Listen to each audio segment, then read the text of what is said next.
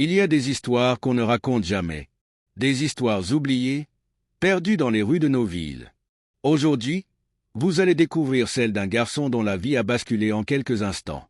Ce jour-là, rien ne serait jamais plus comme avant. Yanis avait 12 ans et vivait dans les rues de Paris depuis des mois. Invisible aux yeux des passants, il dormait sous les ponts, se protégeant du froid avec des cartons. Chaque matin, il se réveillait avec la même question.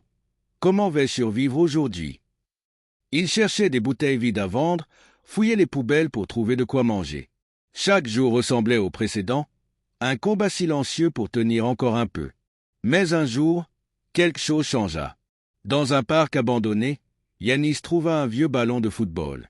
C'était un ballon usé, crevé à moitié, mais pour lui, c'était une échappatoire. Il commença à jongler, à tirer dans le ballon, à courir derrière lui, oubliant pour quelques instants la dure réalité de sa vie. Ce ballon devint son seul compagnon, son seul réconfort. C'est alors qu'un homme le remarqua. Bien habillé, regard attentif, il s'approcha. « Ah, petit, tu as du talent. Où as-tu appris à jouer comme ça ?» Yanis ne répondit pas. Méfiant, il se contenta de continuer à jongler. Mais l'homme insista, lui tendant la main. « Je m'appelle Karim. Je suis entraîneur. Si tu veux, je peux t'aider. » D'abord hésitant, Yanis finit par accepter. Karim l'emmena dans un centre sportif local. Là-bas, pour la première fois depuis longtemps, Yanis dormit dans un vrai lit. Il eut des vêtements propres et, surtout, il se fit des amis. Le football devint plus qu'un jeu. C'était sa manière de se reconstruire, de reprendre goût à la vie. Chaque jour, il s'entraînait dur. Ses dribbles, ses passes, ses tirs devenaient de plus en plus précis. Pour la première fois depuis des années, Yanis avait retrouvé ce qu'il avait perdu, l'espoir. Quelques mois plus tard, lors d'un tournoi local, Yanis éblouit tout le monde par son talent. Il jouait avec une telle passion que même les spectateurs les plus distraits ne pouvaient détacher leurs yeux de lui. À la fin du match, un recruteur s'approcha. « Tu es un don, Yanis. Si tu veux, je peux t'offrir une place dans notre académie. » Yanis sentit les larmes monter.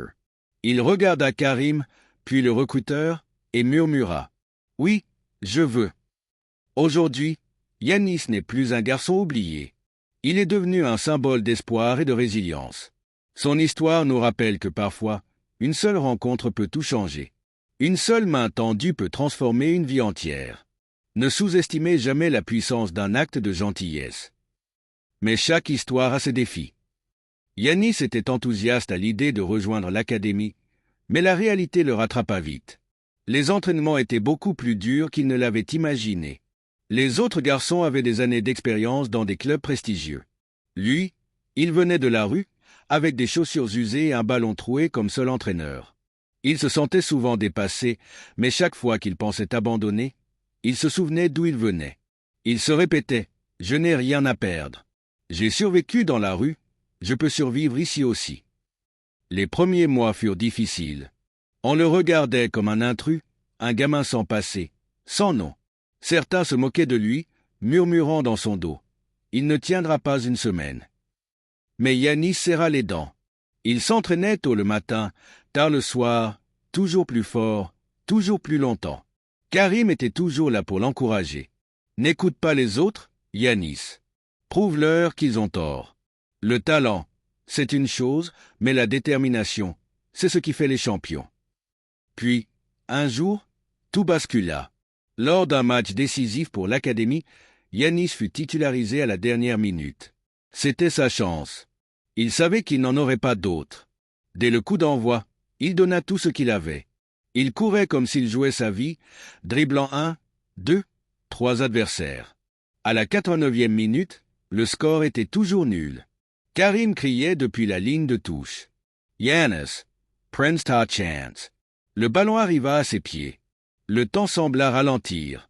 Yanis fixa le gardien, leva la tête et frappa.